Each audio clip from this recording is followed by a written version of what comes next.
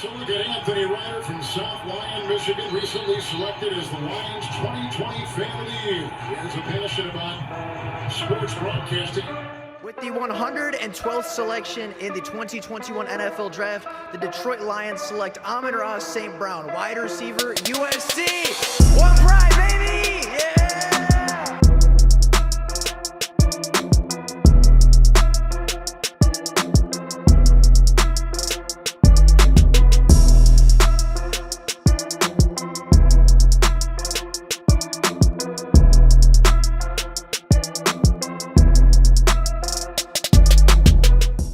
What is going on, everybody? Welcome back to another Detroit Lions video. Now, it is Conference Championship Sunday. The Eagles, the 49ers, the Bengals, and the Chiefs are all playing for a chance to go to the Super Bowl. And all of those teams, of course, are very good at football, right? They made the conference championship. 3 of these teams are now in the conference championship for the second year in a row and are at potential of losing some key free agents in this free agency cycle that the Detroit Lions may want to take a look at, and free agents that the Lions may want to target when free agency eventually rolls around. So I found this article today talking about 4 potential 2023 free agents the Detroit Lions should watch for in the conference championships. And then, of course, it says identifying one potential free agent from each of today's playoff teams that the Detroit Lions could be interested in. So I just wanted to take a look at this, kind of read through the article, take a look at some potential free agents that we could be watching for today, and really just talk about free agency strategies, talk about potential free agents as individuals, and really just kind of go over and give my opinion on the up-and-coming games and free agency market.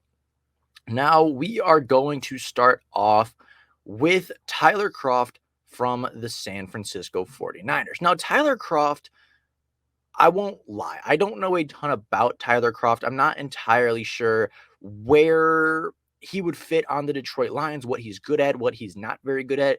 But talking about the tight end position as a whole, I really don't think the tight end position is something that needs to be addressed by the Detroit Lions. Yes, they traded away TJ Hawkinson in the regular season, right? They traded him to the Minnesota Vikings for a second and a third round pick. Got really good value for a tight end that for them wasn't really producing at that high of a level. Since the TJ Hawkinson trade, the Detroit Lions have had really 3 primary tight ends that have played significant roles. That being 5th round rookie, or at the time, 5th round rookie James Mitchell, second-year player Brock Wright, as well as Shane Zylstra, who is kind of a receiving threat, plays that tight end position, is I think more of a wide receiver than really a blocker, but plays the tight end position and does so at a fairly high level and made quite a few plays down the stretch for the Detroit Lions.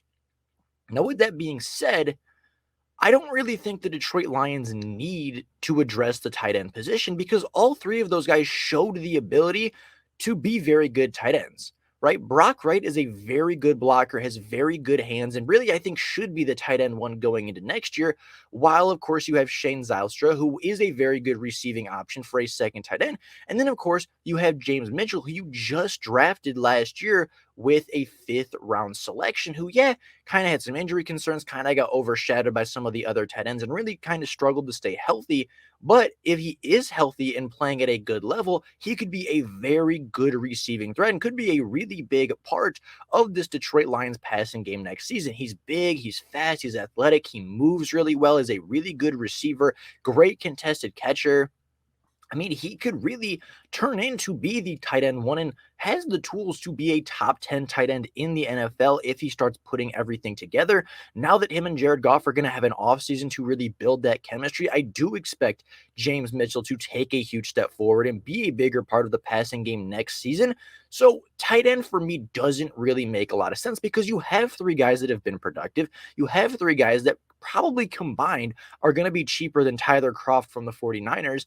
And there's just no real reason to invest heavily in this tight end position because, 1, it's not really featured in the Detroit Lions offense. Second, it's really more of a scheme position, at least in the Lions offense, where Ben Johnson is able to scheme these tight ends open and scheme them to make good plays and productive plays for this offense that you don't really need some crazy superstar. You don't really need a Travis Kelce or a Darren Waller or a Mark Andrews because it's just not that valuable in the Lions offense. And when you need tight ends to make plays, Ben Johnson has shown he's done a very good job at scheming open those tight ends and having that ability for young players or players that don't really have big names to be productive in the Lions offense. So if we're talking about the 49ers, I would much rather somebody else, right? Tight end just isn't a very valuable position for the Detroit Lions.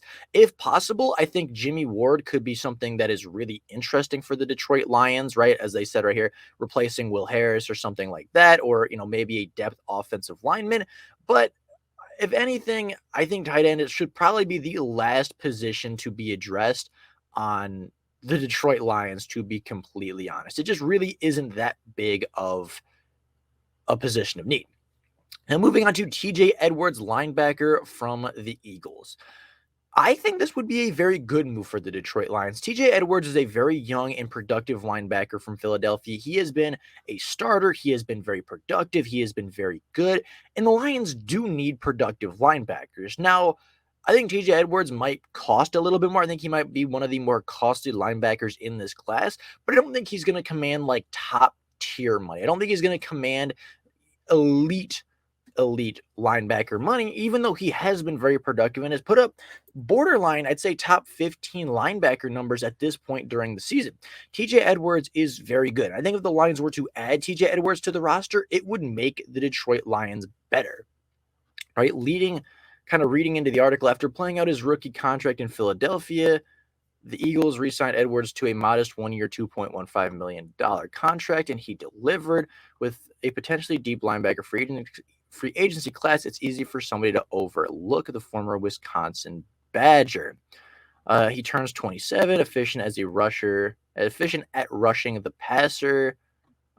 Edwards is balanced, who can do stuff, the run, drop into coverage. So he's a very good, well-rounded linebacker. He's somebody that, is kind of what the Lions are looking for. They need somebody that can cover. And of course, I don't think guys like Tremaine Edmonds or Jermaine Pratt are going to reach the free agency market. So Edwards could be one of the better coverage linebackers in this free agency class. And for me, talking about Detroit Lions linebackers, talking about free agent linebackers the Lions could go out and go after, I do think that, either it should be TJ Edwards or Azeez Al-Shaair from the San Francisco 49ers, because I think those are the two best guys to fit what the Detroit Lions want in their linebackers. And of course, if Tremaine Edmonds is available, if Jermaine Pratt is available, I think those should also be guys that are targeted, but I don't think those guys are going to hit the free agency market, whereas TJ Edwards, I think, will. I don't think the Eagles are going to really value him at that high of a position with a top pick, as well as multiple first-round picks, right? I think they might let Edwards walk, as it is a very deep free agency class at linebacker. So if he is available, I think it would be a really good pickup for Detroit. Taking a look at some plays he makes here.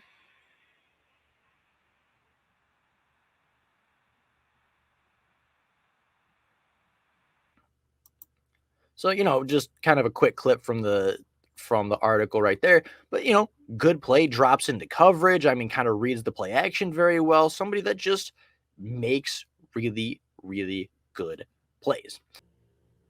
Now, moving down and taking a look at the Bengals. This article says the Lions should be looking for Max Sharping, the right guard from the Cincinnati Bengals, who will be making a start today because of the offensive line injuries to the Cincinnati Bengals in Conference Championship weekend. Now, it goes on to say that the right guard in question isn't really a starter, isn't a player that would come in and start immediately, isn't really a player that would come in and be very valuable to the Detroit Lions, at least from a starting perspective. However, he was a former top 60 pick, right? Number 55 in the 2019 class, has tackle and guard flexibility, and as it says, but never quite lived up to the potential. And it questions, could Hank Fairley save his career like he has done with so many other players and so many other people on the Detroit Lions offensive line? Now, personally, I don't think the Lions should be using their free agency budget to go after the right guard position. The Lions offensive line is top 5 at its position, probably top 2 at its position right now, and that was without Big V a season ago. If you want to upgrade the right guard, which this would not be an upgrade, you just really can't. And if you want depth, why not just go after Evan Brown or really develop any of the other players that are on your roster and that are young? Now, if I was the Detroit Lions and I was looking at these Cincinnati Bengals, as it says right here, I would keep an eye on Jermaine Pratt. I think Jermaine Pratt from the Cincinnati Bengals is the best coverage linebacker in maybe not the NFL, but certainly one of the best coverage linebackers in this free agency class. And if the Lions were able to bring him in, it would be a huge, huge deal for the Detroit Lions defense. We know that they have really struggled to attack the passing game, right? We know that the Detroit Lions have really, really struggled against the pass at their linebacker position. And Alex Anzalone is okay, and Malcolm Rodriguez is okay, but Jermaine Pratt is at an elite level of coverage in the NFL. And if he somehow escapes the Cincinnati Bengals, whether it just be they don't have enough money or he just wants a new change of scenery, wherever the case may be, Jermaine Pratt, I think, should be the number one priority for the Detroit Lions. Getting an elite coverage linebacker for this defense would be huge in helping this defense take a next step. But as far as Max Sharping, the right guard, or really any right guard at this point, or any offensive lineman at this point, just not worth it for the Detroit Lions. They have a top 2 unit. They have a unit that is locked up for a long time, a unit that is going to play well for a long time together. It just doesn't make sense to mess all that up. It doesn't make a whole lot of sense to spend decent money, likely to bring in a backup guard for the potential that Hank Fairley could potentially turn him into something special. Moving on down to the Kansas City Chiefs.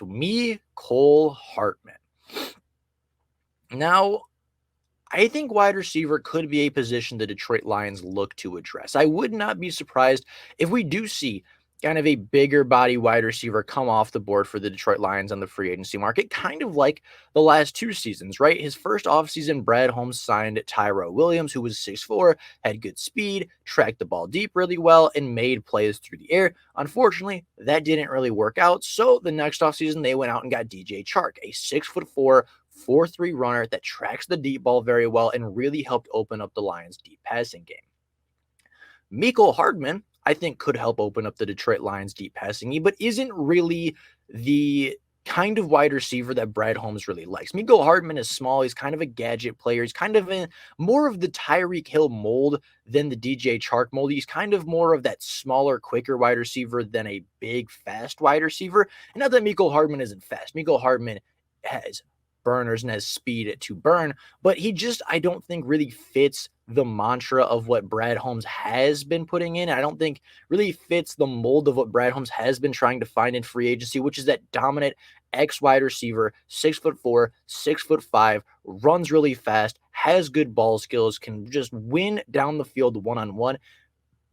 And I think Mecole Hardman has roles. I think Mecole Hardman could have a role in this offense, but certainly not as an X wide receiver, certainly not as a big body guy that can go in one-on-one every single time.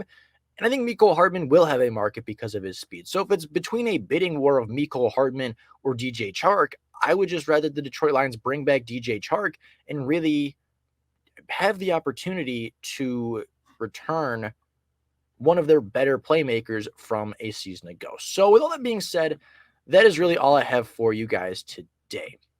Let me know down in the comments below what you think about these. Would you like any of these players to be on the Detroit Lions? What players are you looking out for in championship weekend? I'd be very, very curious to hear what you guys have to say. But with all that being said, that is all I have for you guys today. Thank you all so much for watching. Until next time, and as always, go Lions.